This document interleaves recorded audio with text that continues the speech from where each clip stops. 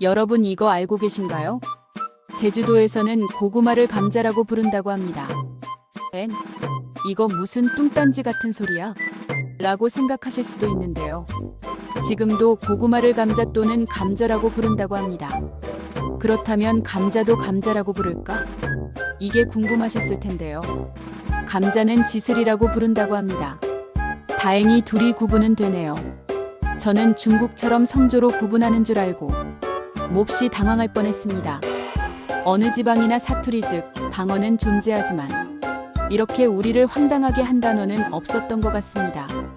고구마가 우리나라에 전파된 시기는 기록에 의하면 17세기에 일본의 통신사로 갔던 조엄이 가져왔다고 전해지고 있습니다. 그리고 감자의 경우 그보다 늦은 19세기에 중국을 통해 들어왔다고 알려져 있습니다. 현재 고구마는 일본의 대마도에서 부르던 고코이모이 변형된 단어라고 추측하고 있고요. 일본어 고코이모의 이모는 고구마나 감자 등덩이 뿌리를 총칭할 때 쓰이는 단어라고 합니다. 그나저나 고구마는 참 맛있습니다. 여러분 이거 알고 계신가요?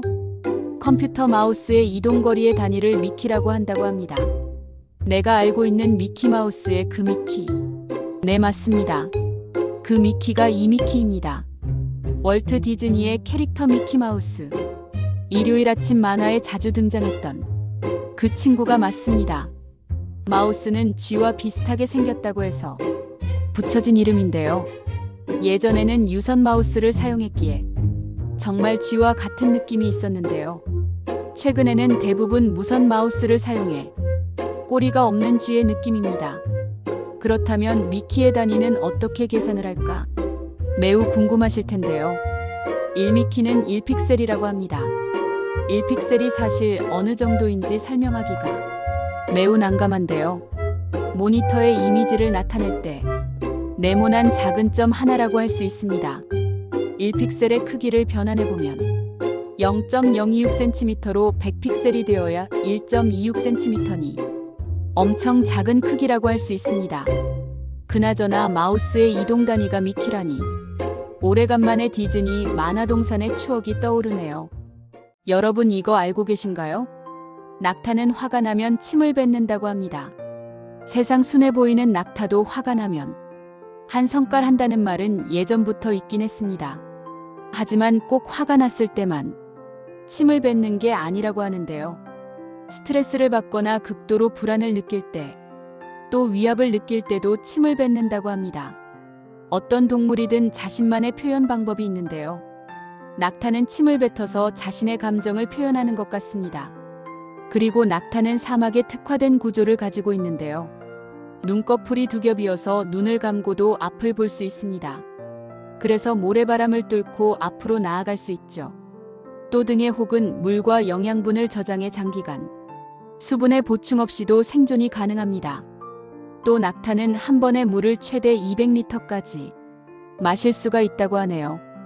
그리고 온순한 외모와는 다르게 낙타는 생각보다 난폭하다고 하니 조심하시길 바랍니다. 여러분 이거 알고 계신가요? 일본 가와사키에는 세계에서 가장 짧은 에스컬레이터가 있다고 합니다. 이 에스컬레이터는 기네스북에까지 등재되었다고 하는데요. 도대체 얼마나 짧은 에스컬레이터이기에 기네스북까지 올랐을까? 그래서 알아보니 높이가 83cm로 일반 계단 5칸의 높이와 같았습니다. 이 에스컬레이터는 1991년에 제작이 되었는데요. 건물과 건물 사이에 단차가 있어서 이동하는 사람들에게 조금 더 편리함을 주기 위해 만들었다고 합니다. 통로의 절반은 일반 계단으로 그리고 절반은 에스컬레이터로 제작이 된 것이죠. 제작 비용만 그 당시 약 2억 원 정도가 들었다고 하는데요. 일본의 장인 정신 정말 놀랍기만 합니다. 그리고 이와 반대로 세계에서 가장 긴 에스컬레이터는 홍콩에 있는 미드레벨이라는 에스컬레이터인데요. 영화 중경 삼림에 나왔던 곳으로 길이가 무려 800m나 된다고 합니다. 그나저나 제일 짧은 곳과 제일 긴 곳의 차이가 무려 96배가 난다니 극과 극을 보여주네요. 여러분 이거 알고 계신가요? 발명왕 에디슨은 사형을 집행할 때 사용되는 전기의자도 만들었다고 합니다. 에디슨은 발명왕이라는 타이틀답게 생전에 1000개 이상의 특허를 취득했는데요. 그중 가장 독특한 것이 바로 사형 집행용 전기의자입니다. 그런데 왜, 어떤 이유에서 사형 집행용 전기의자를 만들었던 걸까요?